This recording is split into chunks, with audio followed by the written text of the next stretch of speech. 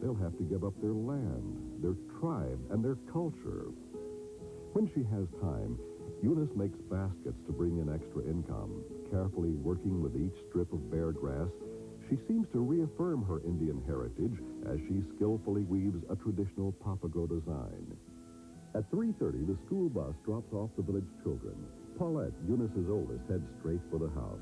She's a bright child, her young face full of intelligence. Since she's only 5, she can't read yet, but she does enjoy looking at the pictures. Paulette's parents feel that she's a special child. They want to see that she's given the right opportunities for her natural curiosity, determination, and love to develop. However, children who are born on the reservation face many difficulties. 1 out of 3 won't even survive their first 6 months of life. Malnutrition and poverty will affect at least 75% of these children. Then, as Paulette grows older, she'll have to learn how to balance her Indian heritage with the white man's world. Unfortunately, many Native Americans do not succeed in this and resort to alcohol or suicide. Paulette's father is one Native American who's determined to succeed. Once he gets his high school equivalency, he'll be able to pursue his goal of becoming a police officer. But there are few law enforcement jobs on the reservation. This means moving to the city. What will happen to the family if they leave behind the security and rich heritage of tribal life to face the fast-paced and aggressive white culture? Would they have to give up their identity as Indians? And what about their love for one another if they move to the city? Will it be strong enough to overcome the problems that surely lie ahead? Or perhaps they should stay on the reservation where there are no jobs, not enough food and substandard housing, but at least there are people who know and understand their culture. It's a shame that the Native Americans, our first Americans, should be placed in the position of possibly losing their heritage in order to pursue the American dream.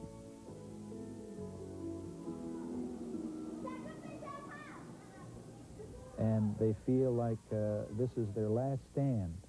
And if they leave the reservation and go into the city, they just feel like they're people without any security, any hope, any foundation, no roots, and they just give up. There was a statement made some time back that there was all told around 1,000 treaties that were made with the Indian people throughout the United States, and less than 100 were ever kept. I'm sure you know why the American Indian feels like he's on the road to nowhere. If you're like I am, you have some very strong feelings about the way we have treated the American Indian. We hear a lot of talk about Russia breaking treaties. Well, our government has broke over 900 treaties with the American Indian. What has happened is a tragic chapter in America's history. However, you know and I know that guilt is not the best way to motivate people to give. What our forefathers did, we can't help. However, we don't have to make another mistake. We can care now. We can not only change the present for the American Indian, but we can help shape his future. Right now, we're sending in wheat flour, cornmeal, potatoes, and beans. For $11, we can purchase 100 pounds of wheat flour and transport it to a reservation. Of course, for $22, we can transport 200 pounds. For $55, 500 pounds. And for $110, 1,000 pounds. Would you step to your phone right now and say, Larry, I feel the way you do, and I want to help the American Indian, and I want to do it right now. Call and make that pledge, or take down our address and make out a generous check. Just send that check to Feed the Children, Box 36, Oklahoma City, and our zip is 73101. Now, I said a moment ago we could also shape the future for the American Indian. We're sending in hybrid seed corn so they can help themselves. So you see, we have two plans, one for now and one for the future. But to do this, we need your help, and we need it right now. Call that number and say, yes, Larry, I want to join you. Thank you, and God bless you for your pledge. Once, a great Indian nation ruled these lands, consisting of powerful tribes that roamed the plains and others that made permanent homes within caves and mud dwellings. All in all, the Indian people were a gentle people, and only a handful of these tribes were actually violent. The Indians believed that they were a part of the land, and that the land and earth belonged to everyone. Sharing and giving was a large part of their life.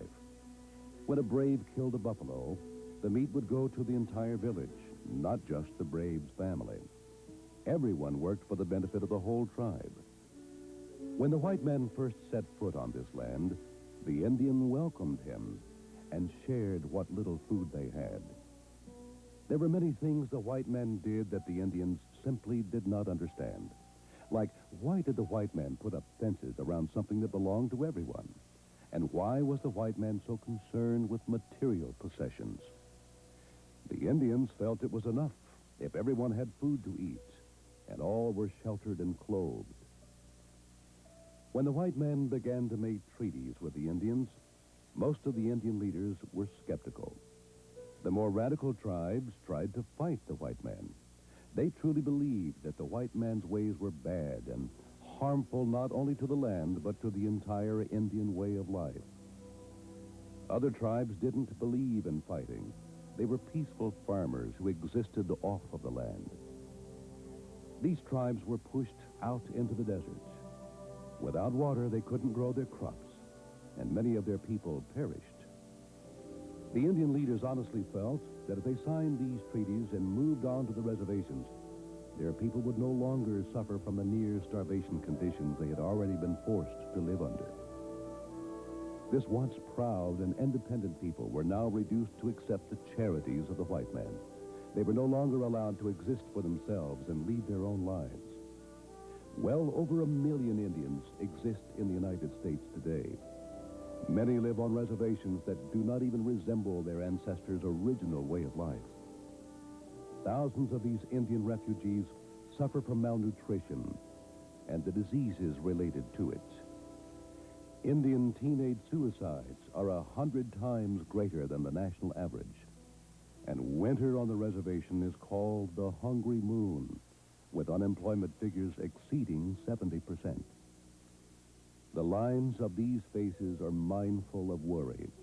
Worry as to whether or not they will eat tomorrow, whether or not they will have wood to burn in their fireplace, and whether or not their children will survive the winter. Isn't it sad that the Indians of today have the same worries as their ancestors? There's no reason for an American Indian child to go to bed hungry in these United States of America. The other day I was on a plane to Phoenix. The lady sitting next to me asked me what I was going to do in Phoenix. I told her about some of the programs of Feed the Children, and then I told her I was going to Phoenix because we were helping to feed American Indian children. Her response was, "Oh, I thought the government took care of Indian children." And I said, "Ma'am, the government helps, but the government does not take care of American Indian children. In some places, 1 out of 3 American Indian children die before they're 6 months old. 75% of American Indian children are malnourished and live in poverty. I personally feel responsible for the way my ancestors treated the American Indian. Now, I can't go back and change history, but I tell you what I can do. I can help American Indian children today. Don't you believe that we should reduce the amount of suffering that American Indian children are experiencing? There's an address on your screen. Would you take it down? Make out a check to Feed the Children. Send it to Box 36. That's Oklahoma City, zip 73101. A moment ago, I shared with you that for just $11, we can purchase 100 pounds of surplus food. That's cornmeal, flour, beans, rice, potatoes. Of course, for $22, 200 pounds. $55, 500 pounds, and so on. And we can also transport it to an Indian reservation. I know you're going to do the very best that you can. If you'd rather call in your pledge, just reach over, pick up the phone, and call that number and say, "I believe like Larry believes. I want to help feed American Indian children." Thank you, and God bless you. You talk to any Indian family on a reservation, and they have to foot for themselves, you know. And it's very difficult because the average Indian family of around about 6 or 7 in the family, they live off of an income from anywhere from $1,500 to $3,000 a year, and with no money coming in from the government. And living in a land, desert land like this, and having to take care of yourself, it's very, very difficult, very hard. This Indian village is home for about 80 people. Located in the desert on the Papago Reservation south of Phoenix, Arizona, Cocklebur Village, like the weed it was named after, survives in spite of the harsh conditions. Homes are made from wood slats filled with mud and straw. These sandwich houses were built years ago and provide little protection from the wind and cold. A copper mine did bring in power to the village, but then decided that the Indians themselves should pay for the hookups. Due to the expense, the bulbs that hang from the ceilings are useless. An old windmill used to pump water until the government dug a central well, but indoor plumbing doesn't exist. Water taps, though, can be found outside most of the houses. There is little excitement in Cocklebur, but once a month the village gets a special visitor, Pastor Ed Johns. He's a missionary from the Pima Indians to the Papagos.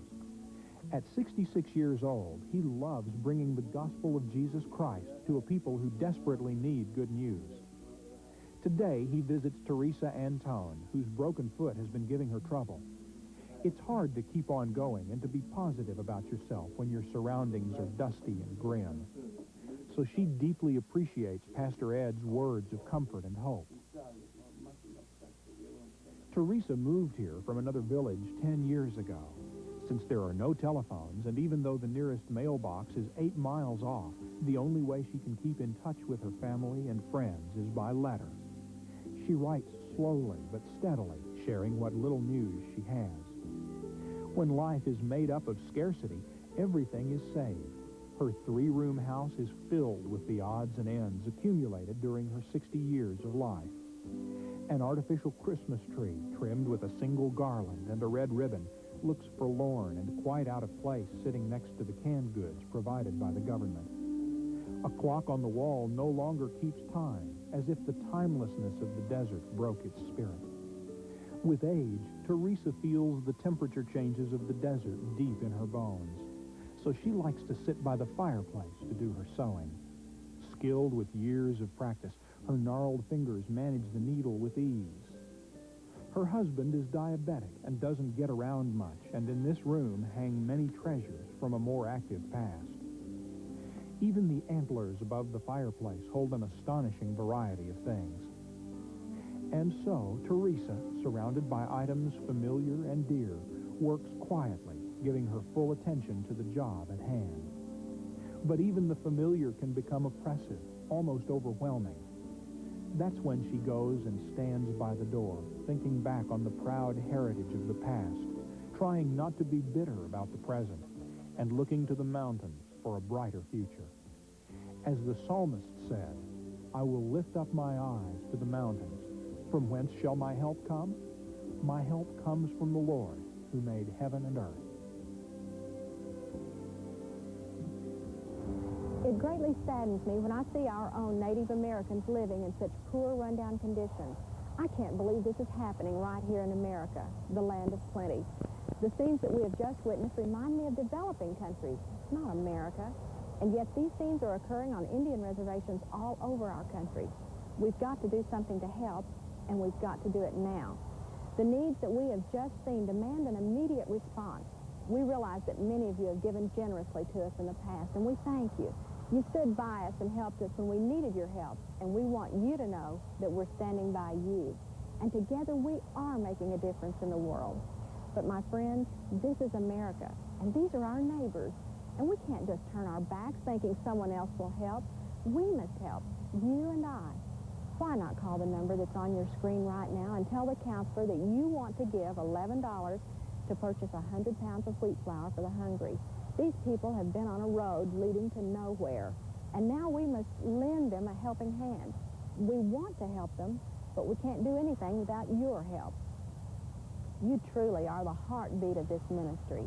Please let us hear from you. Pick up your phone and call the number right now and tell the counselor that you'll give $11 to purchase 100 pounds of wheat flour. It's a good way of reaching out a helping hand to our Native Americans all over the United States and showing that we care. Call now.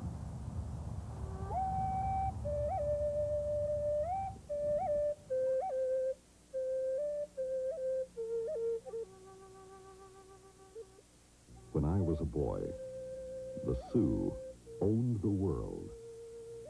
The sun rose and set on our land. We sent 10,000 men to battle. Where are the warriors today?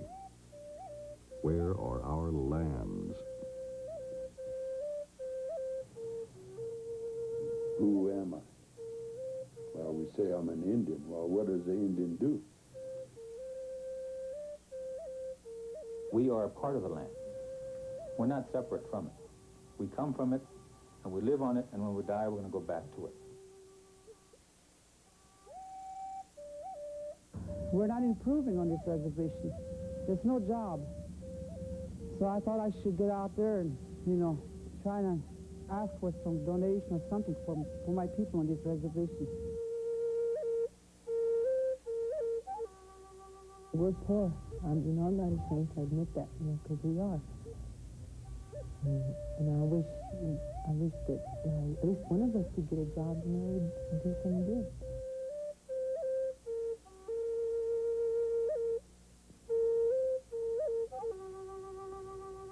Feed the Children works because Feed the Children is people helping people. That's a simple statement that means just what it says. Feed the children, people helping people. God has called us to help our little brothers and sisters, and that's the work Feed the Children carries out each day. I wish I could sit in your living room and tell you face to face how much I believe in this ministry. I wish I could take you by the hand and show you the difference Feed the Children is making in the lives of children around the world. But I only have a few minutes to share with you about the work of Feed the Children. First, Feed the Children deserves your support because wherever you see hurting and hungry people, Feed the Children will probably be there. In thousands of feeding centers, helping flood victims, providing hope and relief to families devastated by hurricanes or droughts, providing food, blankets, or medicine to famine victims. The staff of Feed the Children is geared to act quickly and move into an area with just the help that's needed. Number two, you can trust Feed the Children. I know the word trust has lost a lot of its luster because it's thrown around so much. But I don't hesitate in telling you that you can trust Larry Jones and Feed the Children. Everything he has said they will do gets done. Number three, your gifts are treated with respect and care at Feed the Children. Every year, an independent accounting firm audits the books, and the financial summary is available to anyone, anytime. Your gifts go to the people who need them. Feed the Children keeps their overhead low, and every penny is spent with the utmost care and wisdom. So please, pick up your phone, tell the operator you'd like to help Feed the Children. It's a ministry you can be proud to be associated with. I know I am. And you can depend on the God-called work being carried out. Thank you for your time, and thank you for your support of Feed the Children. Jesus loves me. This I know, for the Bible tells so.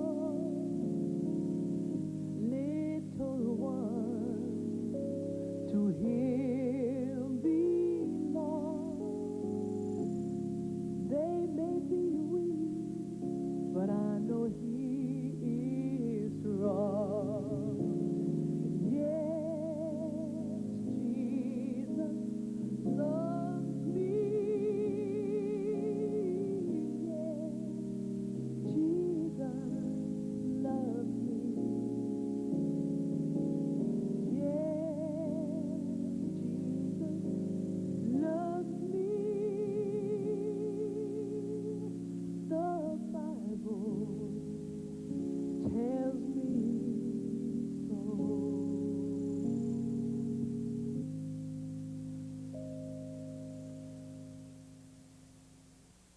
And we thank God for Feed the Children, because Feed the Children has in recent months did a great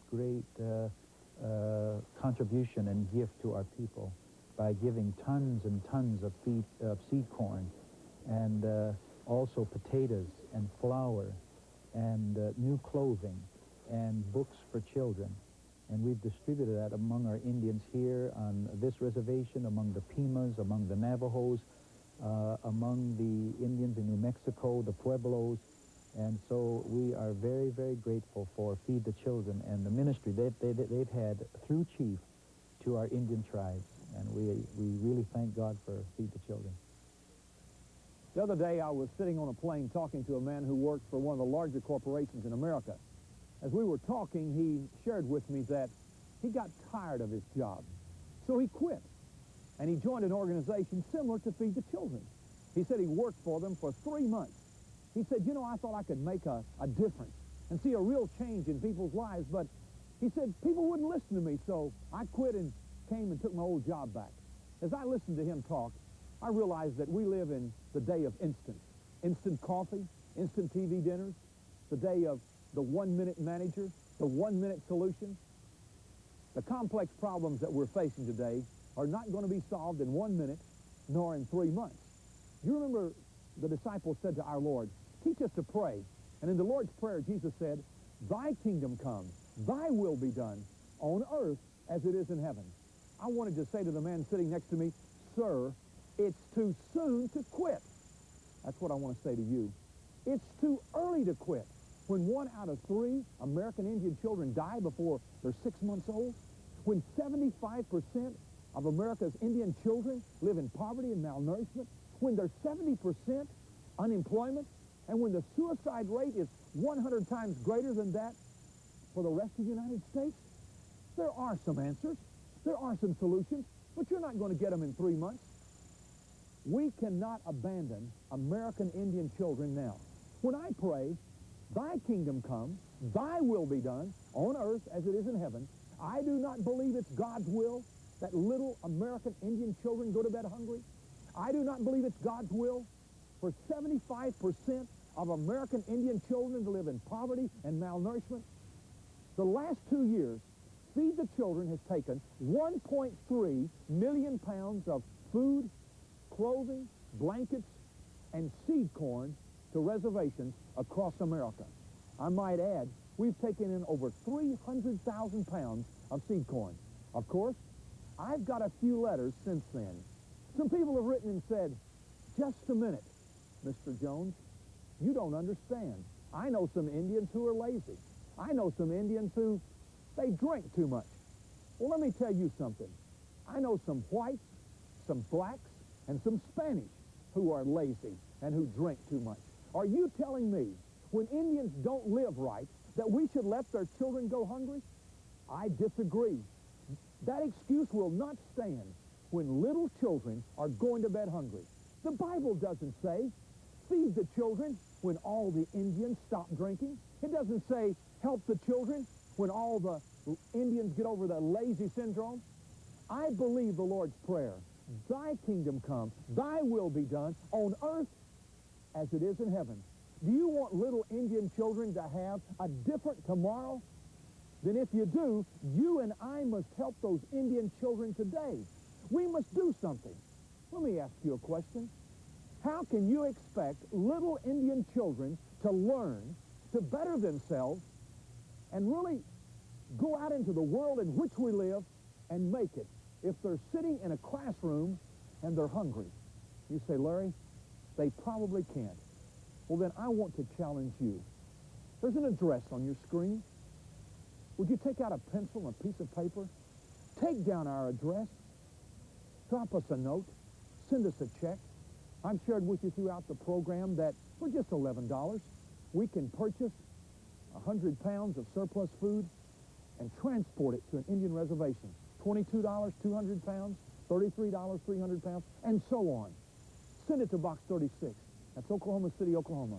Our zip is 73101. You know, when I say that portion of the Lord's Prayer, thy kingdom come, thy will be done on earth as it is in heaven, I want you to know that challenges me.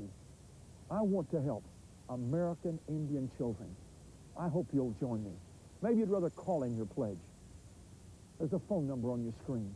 Take it down. Even after we go off the air, our operators will still be standing by. I know you're going to be as generous as you possibly can be. I know that tomorrow can be different for American Indian children. That is, if you and I do something today. Call that number. Thank you for your compassion.